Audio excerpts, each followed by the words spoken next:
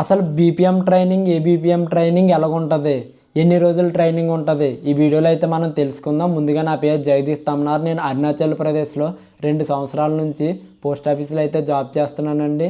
నా ఎక్స్పీరియన్స్తో నేను మీకు చెప్తున్నాను. ఇదంతా శ్రద్ధగా అయితే వినండి. వీడియోని లాస్ట్ వరకు చూడండి, అప్పుడే మీకు అర్థమవుతుంది. సో మన ఛానల్కి అయితే సబ్స్క్రైబ్ చేసుకోండి, ఇంకా లైక్ కూడా కొట్టండి. మన వాట్సాప్ గ్రూప్లో అయితే జాయిన్ అయిపోండి, డిస్క్రిప్షన్లో ఇచ్చాను. సో ఇంక మనం వీడియోలోకి అయితే వెళ్ళిపోదాం.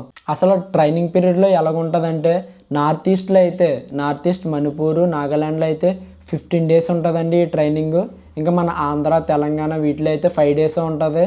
నార్త్లో అయితే 5 డేస్ అలాగే ఉంటుంది. ఒక్కొక్క దగ్గర ఒక్కొక్కలా ఉంటుందండి ట్రైనింగ్ పీరియడ్ అనేది. ఆ ట్రైనింగ్ పీరియడ్లో ఇంకా మీకు శాలరీ వస్తుందా రాదని కూడా మీకు డౌట్ ఉన్నది. ఆ ట్రైనింగ్ పీరియడ్ కూడా ఇంక్లూడ్ చేసుకొని మీకు శాలరీ అయితే ఇస్తాడండి. మీరు ఖచ్చితంగా అదైతే అడగాలి. కొంతమంది అయితే ఎస్పీఎంలో అది ఆ ట్రైనింగ్ పీరియడ్ లేదని చెప్తారు, కానీ మీరైతే చెప్పండి ట్రైనింగ్ పీరియడ్ కూడా ఇంక్లూడ్ చేసే మాకైతే శాలరీలో యాడ్ చేయండి అని చెప్పండి.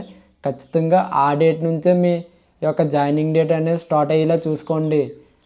చాలామంది ఏంటంటే ట్రైనింగ్ పీరియడ్ తర్వాత 15 రోజుల తర్వాత నుంచి జాయినింగ్ డేట్ స్టార్ట్ అవుతుంది. ఆ 15 రోజుల శాలరీ అయితే మిస్ అవుతుంది. ఇదైతే చూసుకోండి మీరు. ఆ ట్రైనింగ్ పీరియడ్లో ఫస్ట్ బీపీఎంలకి అయితే మొత్తం ఒకరికొకరికి అయితే ఉండదండి ట్రైనింగ్ పీరియడ్.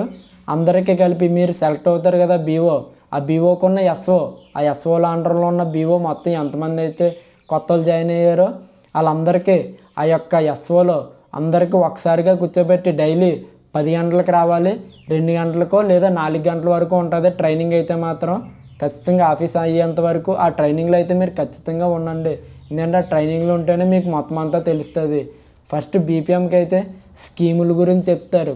అంటే పిఎల్ఐలు ఎలా ఓపెన్ చేయాలి, ఆర్డీలు ఎలా ఓపెన్ చేయాలి, సుకన్య ఎలా ఓపెన్ చేయాలి, ప్రతిదీ మన పోస్ట్ ఆఫీస్లో ఉన్న ప్రతి స్కీమ్ గురించి, ఐపీబీబీ అకౌంట్ ఎలా మెయింటైన్ చేయాలి, ఇప్పుడు ఫోన్పేకి అది వాడుతాం కదా, ఆ అకౌంట్ ఎలా ఓపెన్ చేయాలి, ప్రతిదీ మీకు కూర్చోబెట్టి మరీ చెప్తారని. ఇంకా రికార్డ్స్ అండి మెయిన్. ఆ రికార్డ్స్ కనుక మీరు ట్రైనింగ్ పీరియడ్లో కనుక తెలుసుకోకపోతే తర్వాత ఖచ్చితంగా చాలా అంటే చాలా ఇబ్బంది పడతారు. ఆ రికార్డు మెయింటైనింగ్ మాత్రం ఖచ్చితంగా తెలుసుకోండి. ట్రైనింగ్ పీరియడ్లో మీకు కనుక అది ఎవరన్నా చెప్పకపోతే మీరు ఖచ్చితంగా అడగండి, అన్న మాకు రికార్డులు ఎలా రాయాలి, ఏ రికార్డులు మెయింటైన్ చేయాలి, ఖచ్చితంగా ఆ రికార్డుల గురించి అయితే మాత్రం ఖచ్చితంగా అడగండి. చాలా ఇంపార్టెంట్ అది. ఆ తర్వాత ఇంకా ఏబీపీఎంకి వచ్చేసరికి ఏబీపీఎంకి ఎలాగుంటుందంటే లెటర్స్ అంటే 3 టైప్ ఆఫ్ లెటర్స్ అయితే ఉంటాయండి. Speed post, register parcel, register letter. వాటిని షార్ట్కట్లో ఏమంటారంటే ఎస్పీ అంటే స్పీడ్ పోస్ట్, ఆర్పీ అంటే రిజిస్టర్ పార్సిల్, ఆర్ఎల్ అంటే రిజిస్టర్ లెటరు.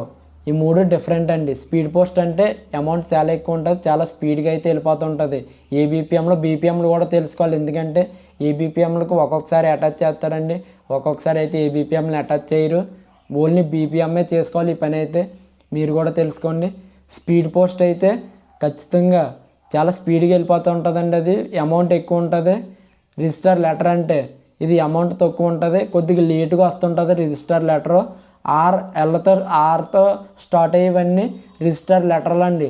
ఆర్తో స్టార్ట్ అయిందంటే మొత్తం రిజిస్టర్ లెటర్లే. మీరు రికార్డ్ మెయింటైన్ చేసేటప్పుడు స్పీడ్ పోస్ట్కి ఒక దగ్గర, రిజిస్టర్ లెటర్కి ఒక దగ్గర, రిజిస్టర్ పార్సిల్ ఆర్పీకి ఒక దగ్గర, ఈ 3 వేరువేరుగా అయితే మీరు రికార్డ్ అయితే మెయింటైన్ చేయాలి. కలిపి అయితే ఎప్పుడు రికార్డ్ మెయింటైన్ చేయకండి. ఇంకా ఆర్పీ అంటే రిజిస్టర్ పార్సిల్. ఇప్పుడు పార్సిల్ కట్టేస్తారు పెద్ద పెద్దవి, అది రిజిస్టర్ పార్సిల్లో వెళ్తుంది అనమాట. ఇవన్నీ మీకు ట్రైనింగ్లో చెప్తారు. ఖచ్చితంగా శ్రద్ధగా అయితే వినండి ట్రైనింగ్ అయితే మాత్రం. లేదంటే తర్వాత చాలా అంటే చాలా ఇబ్బంది పడతారు మీరు. ట్రైనింగ్ మాత్రం అసలు మిస్ కాకండి.